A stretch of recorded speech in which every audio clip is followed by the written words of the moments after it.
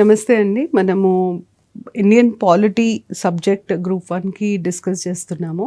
అయితే ఇప్పటివరకు నేను fundamental rights, DPSP, preamble, fundamental duties, union and state executive ఇవన్నీ డిస్కస్ చేశాను. ఇప్పుడు ఈ పార్లమెంట్ గురించి చర్చించుకుంటున్నాం. పాలిటీలో ఉండే అన్ని టాపిక్స్లో కల్లా అతి పెద్ద టాపిక్ పార్లమెంట్. 2 టాపిక్స్ చాలా పెద్దగా ఉంటాయి. ఒకటేమో పార్లమెంట్, ఇంకొకటేమో ప్రాథమిక హక్కులు. ఈ 2 టాపిక్స్ చాలా పెద్దవి. అయితే పార్లమెంట్ మీద ప్రశ్నలు వచ్చే ఆస్కారం ఎక్కువ ఉంటుంది. అదే స్టేట్ లెజిస్లేచర్ మీద తక్కువ వస్తాయి. ఎందుకంటే పార్లమెంట్లో ఏదేదైతే మనం పాటిస్తామో సేమ్ అదే స్టేట్ లెజిస్లేచర్లో కూడా పాటిస్తామంటే మనం పార్లమెంట్లో పాటించే విధానాలు, పార్లమెంట్లో పాటించే రూల్స్ రెగ్యులేషన్స్ అవే మనకి స్టేట్ లెజిస్లేచర్కి కూడా వర్తిస్తాయి. అందుకనే పార్లమెంట్ మీద ఎక్కువ ప్రశ్నలు వస్తాయి.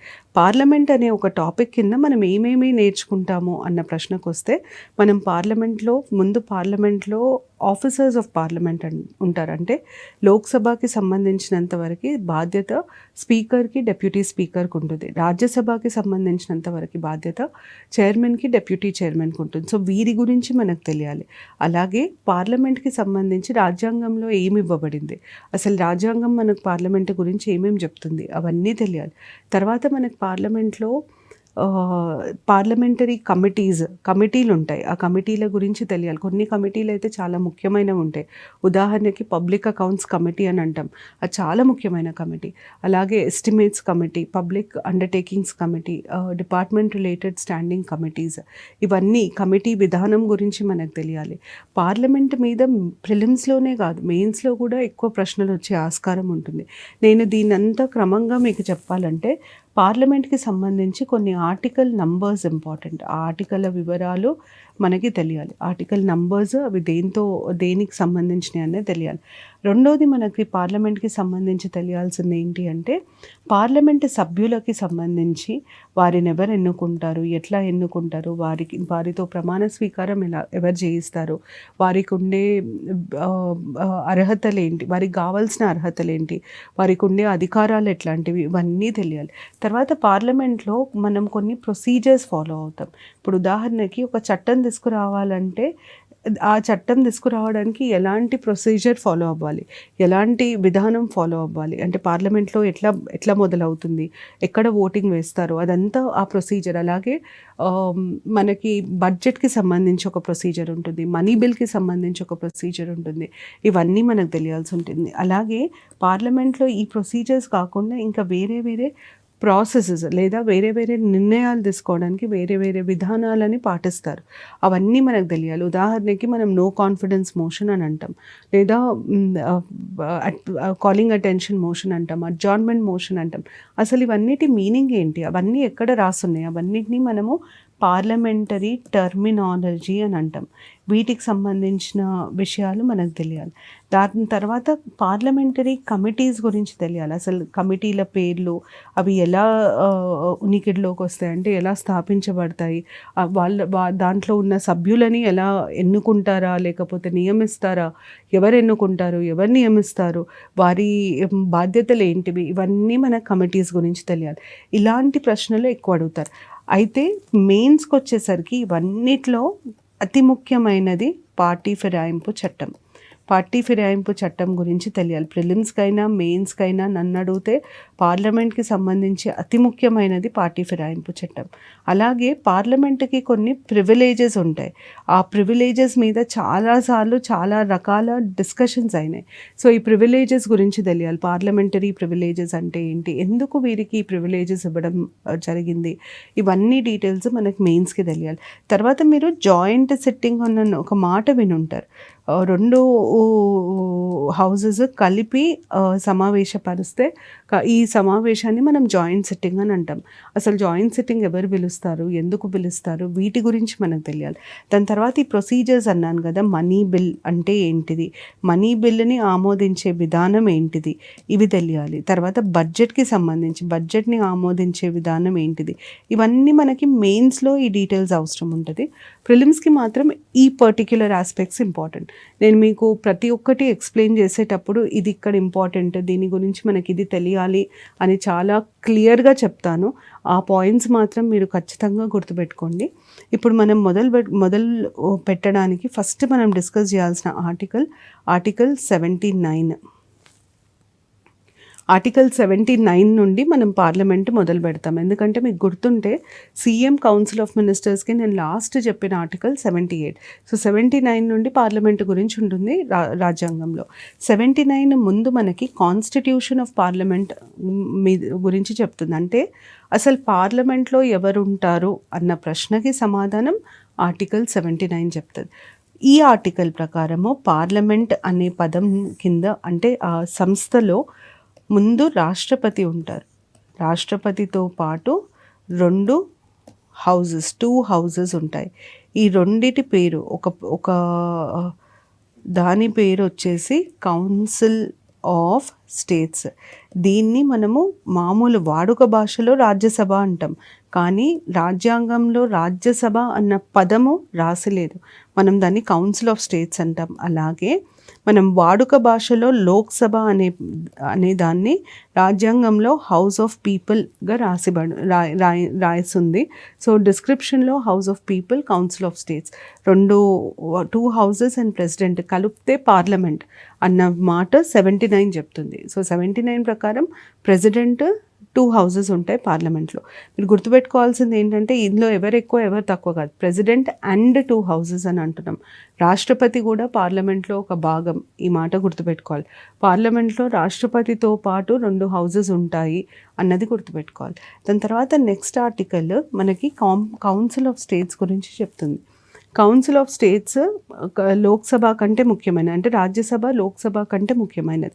కౌన్సిల్ ఆఫ్ స్టేట్స్లో ఎంతమంది సభ్యులు ఉంటారు, వీరిని ఎలా ఎన్నుకుంటామో ఇవన్నీ వివరాలు మనకు ఆర్టికల్ 80లో ఉంటుంది. ఆర్టికల్ 80 ముందు చెప్పేది ఏంటంటే కౌన్సిల్ ఆఫ్ స్టేట్స్లో ఈ రోజున్న మ్యాక్సిమం స్ట్రెంగ్త్, అంటే దీనికంటే ఎక్కువ సభ్యులను తీసుకోవాలంటే రాజ్యాంగ సవరణ చేయాలి. ఈ 250లో కరెంట్ స్ట్రెంగ్త్ ఇప్పుడు మనము నింపుతున్న సభ్యులు ఎంతమందిని తీసుకుంటున్నామంటే 245. ఈ 245 సభ్యులలో 233 ఎలక్టెడ్, వీళ్ళు ఎన్నుకోబడ్డ సభ్యులు. 12 నామినేటెడ్, అంటే వీరిని నియమిస్తారు, ఎన్నుకోరు నియమిస్తారు. ఈ నామినేషన్ ఎవరు చేస్తారు, ఎట్లా చేస్తారు అన్న మాటకు వస్తే నామినేటెడ్ బై ప్రెసిడెంట్. ఎక్కడి నుండి అంటే arts, sciences, social service, literature, ఈ 4 ఫీల్డ్లోంచి తీసుకోవచ్చు, రంగాల్లోంచి తీసుకోవచ్చు. అయితే 12 మంది కాబట్టి ఒక్కొక్క రంగం నుండి 4 తీసుకోవాలని ఇట్లాంటి రూల్ ఉండదు. ఎక్కడి నుండైనా తీసుకోండి, కానీ 12 మంది సభ్యులని రాష్ట్రపతి నియమించవచ్చు. ఇది స్ట్రెంత్కి సంబంధించి. ఇప్పుడు నెక్స్ట్ మనకు తెలియాల్సింది ఏంటంటే ఎలక్షన్ విధానం.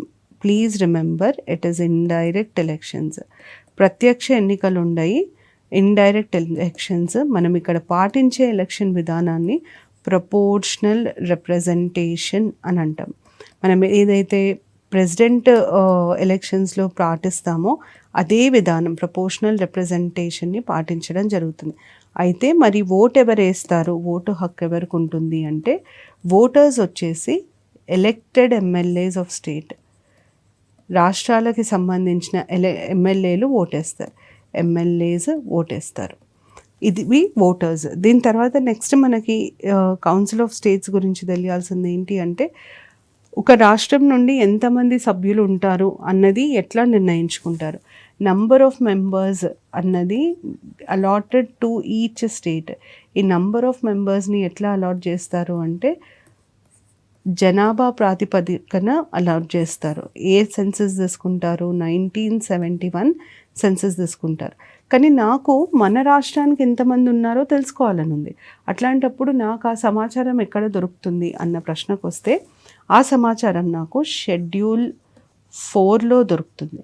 షెడ్యూల్ 4లో ఏ రాష్ట్రానికి ఎంతమంది సభ్యులను కేటాయించారు అన్న సమాచారం ఇస్తారనమాట. సో మనకి 80 ఏం చెప్తుంది, మ్యాక్సిమం స్ట్రెంత్ 250. మీరు 250 దాటి పెంచాలి అనుకుంటే ఖచ్చితంగా రాజ్యాంగాన్ని సవరించాలి. ఇప్పుడు ప్రస్తుతం ఉన్న సభ్యుల సంఖ్య 245. ఈ 245లో 233 ఎలక్టెడ్ అయితే 12 మంది సభ్యులని ప్రెసిడెంట్ ఎన్నుకుంటారు. ఈ ప్రెసిడెంట్ ఎక్కడి నుండి ఎన్నుకుంటారు? 4 రంగాల నుండి ఎన్నుకుంటారు. Arts, sciences, social service, literature. ఎవరికి ఓటేసే హక్కు ఉంటుంది? రాజ్యసభ సభ్యులని ఎవరు ఎన్నుకుంటారు? ఎన్నుకునేది ఆయా రాష్ట్ర ఎమ్మెల్యేలు. అంటే ఇప్పుడు తెలంగాణ రాష్ట్ర రాజ్యసభ సభ్యులను ఎన్నుకోవాలి అంటే తెలంగాణ రాష్ట్రానికి సంబంధించిన ఎమ్మెల్యేలు. అదే ఆంధ్రప్రదేశ్కి సంబంధించిన రాజ్యసభ సభ్యులైతే ఆంధ్రప్రదేశ్కి సంబంధించిన ఎమ్మెల్యేలు. ఎలాంటి ఎలక్షన్ విధానాన్ని పాటిస్తాము అంటే ప్రపోర్షనల్ రిప్రజెంటేషన్, ఇండైరెక్ట్ ఎలక్షన్స్ ఉంటాయి. దాని తర్వాత మనకి ఒక రాష్ట్రానికి ఎంతమంది సభ్యులు ఉంటారు అన్న లిస్ట్, ఆ సమాచారం మనకి షెడ్యూల్ 4లో ఉంటుంది. ఇది composition of council of states. గుర్తుపెట్టుకోవాల్సింది ఏంటంటే కౌన్సిల్ ఆఫ్ స్టేట్స్ అన్నది ఫస్ట్ హౌస్, అంటే అప్పర్ హౌస్ లాగా, పెద్ద మనుషుల సభ అప్పర్ హౌస్ లాగా పరిగణిస్తాం. సో అందుకనే ముందు కౌన్సిల్ ఆఫ్ స్టేట్స్ వివరాలు వచ్చిన తర్వాతనే లోక్సభ వివరాలు ఇస్తారు. ఆర్టికల్ 81 మనకి లోక్సభ వివరాలను ఇస్తుంది, హౌస్ ఆఫ్ పీపుల్ గురించి చెప్తుంది. ముందు మనకు తెలియాల్సింది మ్యాక్సిమం స్ట్రెంగ్త్.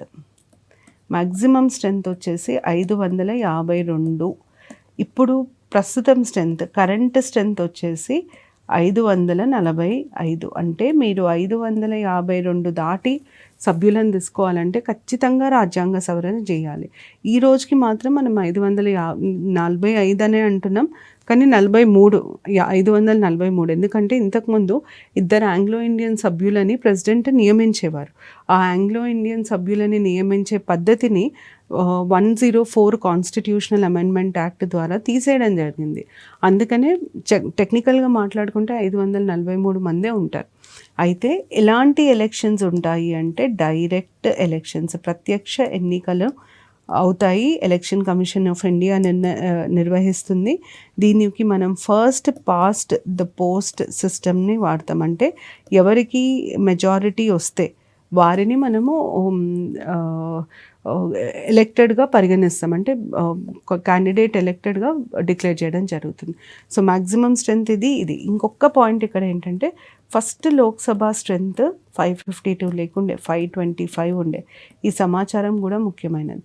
ఇంకొకటి 552 అన్నది మనము 2026 ఇయర్ వరకు మార్చడానికి వీల్లేదు అని రాజ్యాంగంలో ఆల్రెడీ రాసామంటే ఎలాంటి పెరుగుదల, లోక్సభ సభ్యులలో ఎలాంటి పెరుగుదల, సంఖ్యలో ఎలాంటి పెరుగుదల అయినా 2026 తర్వాతనే చేయొచ్చు, దానికంటే ముందు చేయడానికి వీల్లేదు.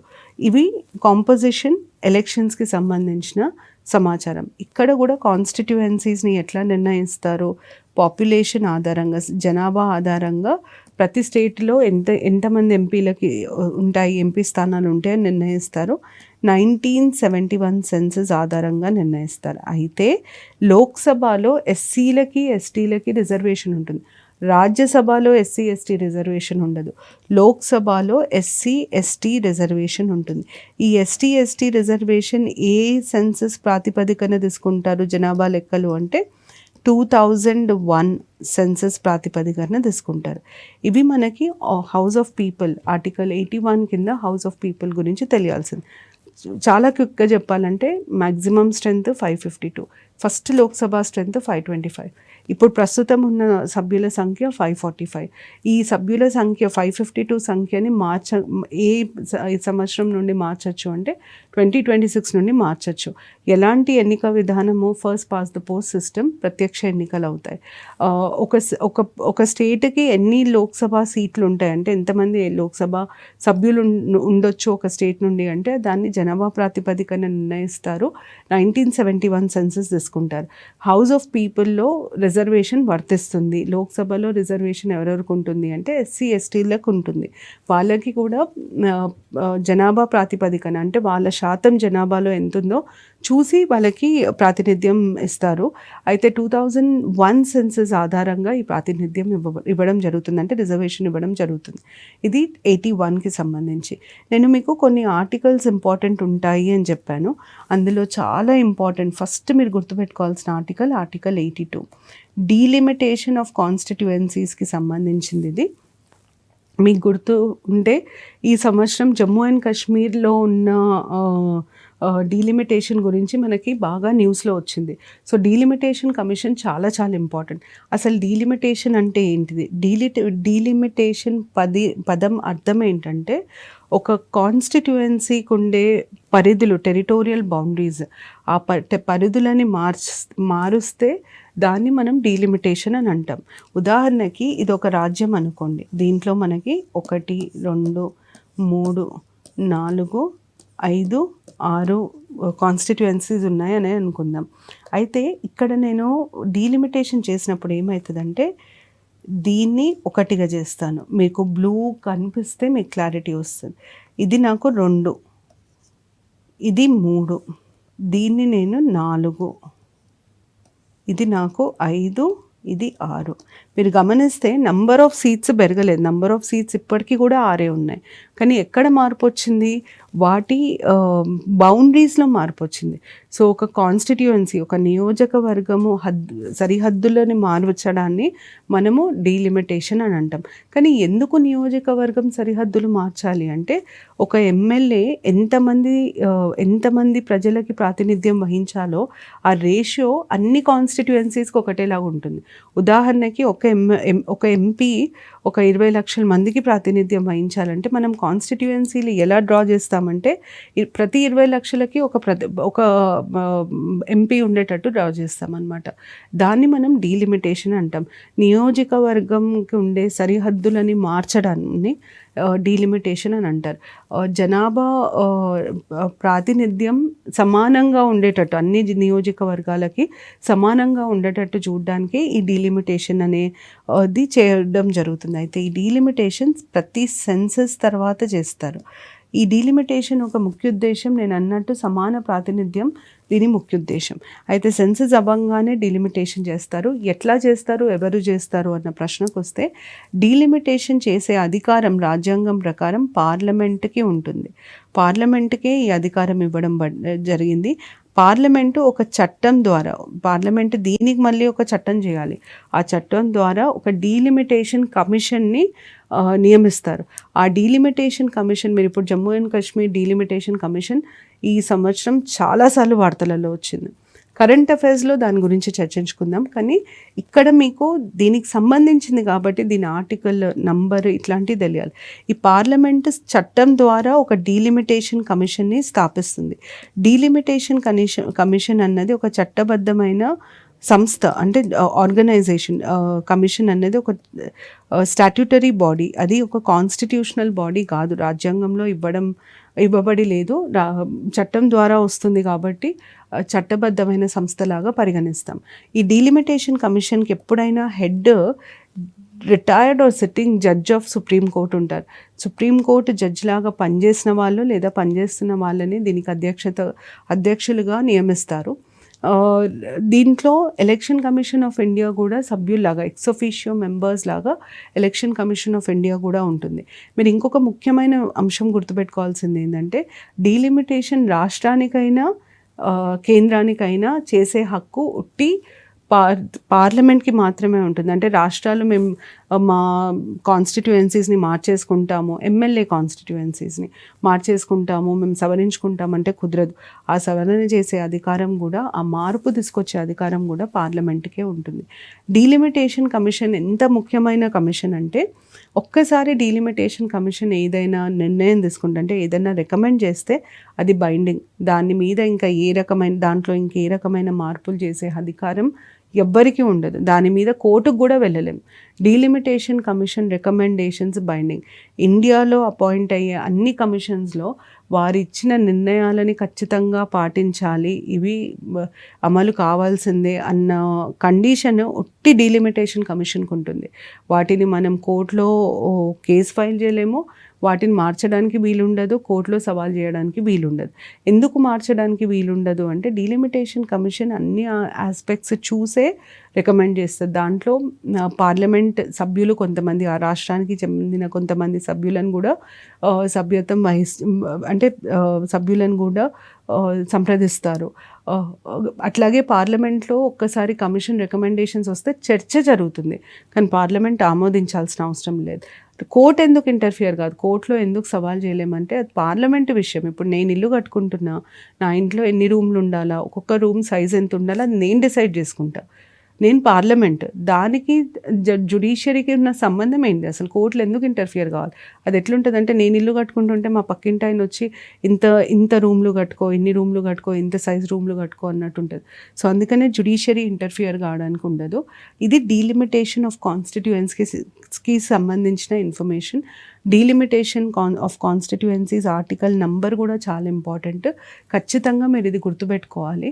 దీని మీద ఈసారి ప్రశ్న వచ్చే ఆస్కారం ఎక్కువ ఉంది. ఇన్ఫ్యాక్ట్ ఏపీ రీఆర్గనైజేషన్ యాక్ట్ కింద డీలిమిటేషన్ కమిషన్ గురించి రీఆర్గనైజేషన్ యాక్ట్ కింద డీలిమిటేషన్ గురించి కూడా చెప్పడం జరిగింది. అంటే ఇప్పుడున్న సభ్యులు తెలంగాణలో ఉదాహరణకి 119 సభ్యులు ఉన్నారు, ఎమ్మెల్యేలు ఉన్నారు. దీన్ని 153కి పెంచడానికి ఆస్కారం ఉంది అని చెప్పి ఏపీ రీఆర్గనైజేషన్ యాక్ట్, అంటే తెలంగాణ యాక్ట్ వచ్చిన ఏపీ రీఆర్గనైజేషన్ యాక్ట్ కింద చెప్పబడి ఉంది. నెక్స్ట్ ఆర్టికల్ మనకి 83 మనకి డ్యూరేషన్ ఆఫ్ ద హౌస్, పదవీ కాలం, సభ పదవీ కాలం గురించి చెప్తుంది. అయితే మనకు 2 సభలు ఉన్నాయి, ఒకటి లోక్సభ, ఇంకోటి రాజ్యసభ.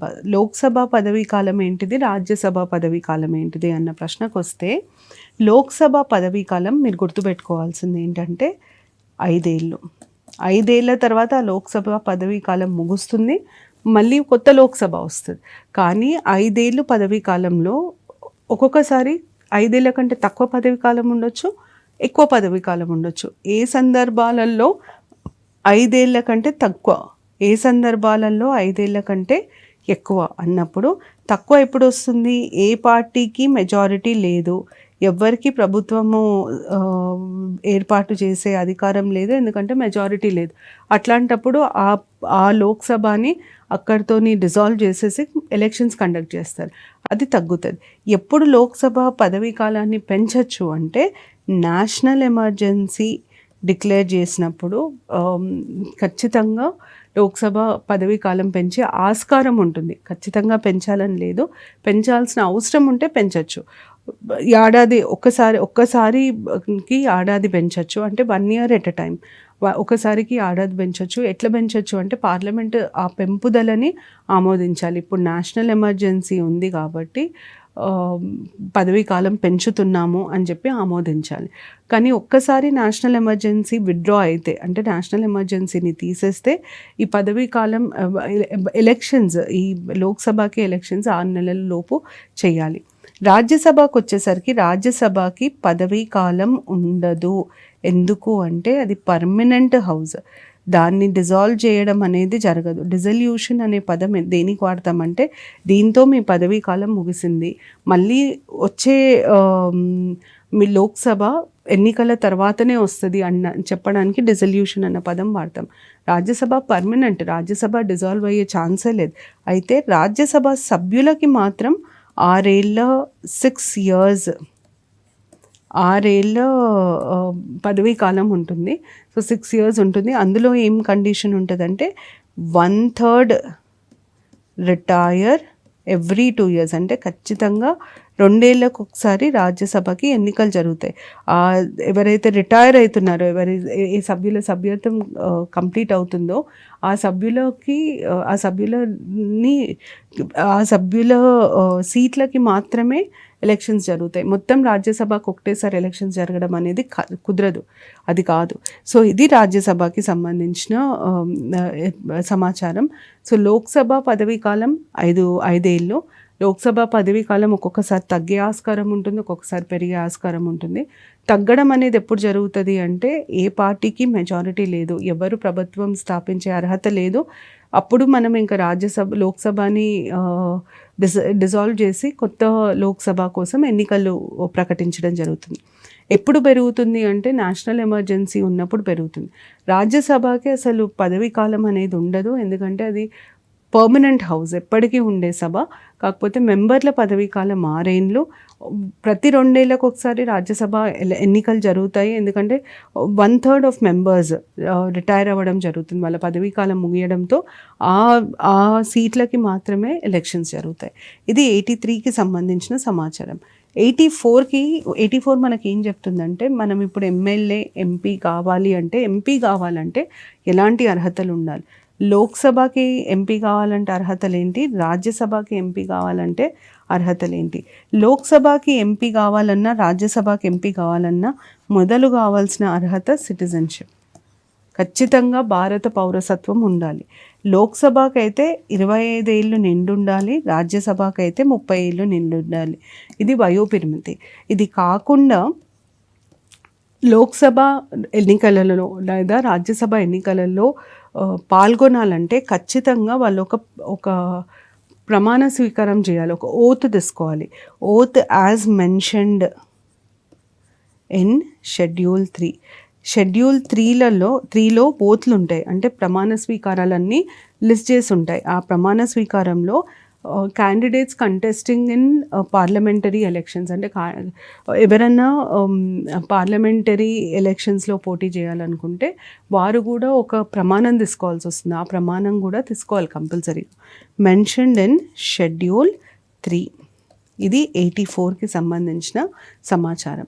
దాని తర్వాత 85 sessions of parliament prorogue dissolve, summon prorogue dissolve, ఇవన్నిటి గురించి చెప్తుంది. అయితే మనకి ఇక్కడ తెలవాల్సింది ఏంటంటే, సమన్ అండ్ ప్రొరోగ్ అన్నది ఈ రెండు చేసేది ప్రెసిడెంట్ ఆఫ్ పార్లమెంట్ మొత్తాన్ని సమావేశం కండి అని చెప్తారు, అది సమన్. సమావేశం అయిపోయింది అని చెప్తారు, అది ప్రొరోగ్. డిజాల్వ్ అన్నది మాత్రం ప్రెసిడెంట్ చేస్తారు. డిజాల్వ్ అయ్యేది మాత్రం లోక్సభ మాత్రమే, ఇంకేది డిజాల్వ్ అవ్వదు. లోక్సభ ఒక్కటే డిజాల్వ్ అవుతుంది. లోక్సభ డిజల్యూషన్ మాత్రం లోక్సభదే జరుగుతుంది. సమన్ ప్రొరోగ్ మాత్రం ప్రెసిడెంట్ చేస్తారు, డిజల్యూషన్ కూడా ప్రెసిడెంట్ చేస్తారు. సెషన్స్ అంటే పార్లమెంట్ సమావేశాలని సెషన్స్ అని అంటారు. ఇది పార్లమెంట్ సమావేశాలకి సంబంధించింది. అయితే ఈ సెషన్, సమన్, ప్రొరోగ్, డిజల్యూషన్ అన్నవి పార్లమెంట్ పదాలన్నమాట. వీటి గురించి నేను నెక్స్ట్ ఎపిసోడ్లో మొదలుపెట్టేటప్పుడు మళ్ళీ ఈ ఆర్టికల్ నుండి మొదలు పెడతాను. ఈ ఆర్టికల్లో వచ్చే పదాలు, సెషన్ అంటే ఏంటి, సిట్టింగ్ అంటే ఏంటి, అడ్జార్న్మెంట్ అంటే ఏంటి, ఇవన్నీ మనకి కామన్గా అడిగే పదాలు. సో వీటి గురించి సమాచారం చెప్పి, సమన్ ప్రొరోగ్ అంటే అర్థం ఏంటి, ఎవరికి చేసే అధికారం ఉంటుంది, డిజల్యూషన్ అంటే ఏంటి, ఎవరికి చేసే అధికారం ఉంటుంది, ఇవన్నిటిని ఎక్స్ప్లెయిన్ చేస్తాను. ఈ ఎపిసోడ్తో మనం పార్లమెంట్ మొదలుపెట్టాము. ఇంతకుముందు నేను చెప్పినట్టు పార్లమెంట్ అనేది చాలా పెద్ద టాపిక్. దాంట్లో చాలా డిస్కస్ చేయాల్సి వస్తుంది. దగ్గర 100 ఆర్టికల్స్ ఉంటాయి, 80-85 ఆర్టికల్స్ ఉంటాయి పార్లమెంట్లో. సో ఇవన్నీ డిస్కస్ చేయాల్సి వస్తుంది, కొంచెం టైం పడుతుంది. కానీ వీలైనంత వరకు ఎంత అవసరమో ప్రిలిమ్స్గా చెప్తాను. నేను ఏవైతే ముఖ్యమైనవి అని చెప్తున్నానో వాటి మీద మాత్రం ఖచ్చితంగా దృష్టి పెట్టండి, ఫోకస్ చేయండి. ఎందుకంటే ఇవి నేను చాలా పాత పేపర్స్ వేరే ఎగ్జామ్స్లో చూశాను, ప్యాటర్న్ తెలుసు కాబట్టి చెప్తున్నాను. దీంతో నేను ఈ ఎపిసోడ్ ముగిస్తున్నాను. నెక్స్ట్ ఎపిసోడ్లో మనం ఇక్కడ నుండి కంటిన్యూ చేద్దాం, పార్లమెంట్ గురించి ఇంకొంచెం తెలుసుకుందాం. Thank you.